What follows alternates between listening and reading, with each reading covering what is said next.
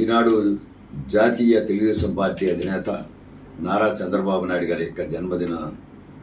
సందర్భంగా తెలుగు ప్రజల తరపున ఆచంట నియోజకవర్గ ప్రజల తరపున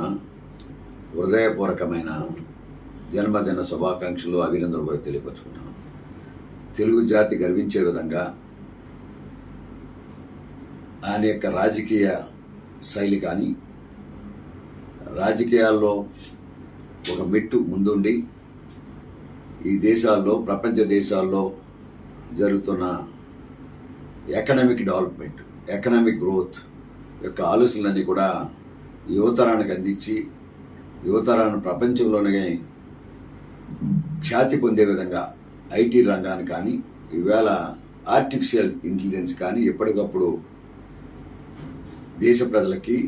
ప్రత్యేకంగా తెలుగు వారికి ఎప్పటికప్పుడు ఈ సమాచారాన్ని అందించి ఎడ్యుకేషన్ సిస్టాన్ని కానీ వారి యొక్క ఆలోచనలు కానీ ప్రపంచ ఖ్యాతిలో ఇటు పంపించడంలో ఆయన గర్వించదగ్గ వ్యక్తిగా భావిస్తూ ఉన్నాను. వారికి మరొకసారి నా తరపున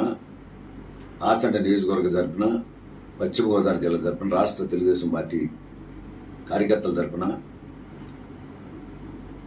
మేధావుల తరపున విద్యావేత్తల తరపున కూడా హృదయపూర్వక జన్మదిన శుభాకాంక్షలు.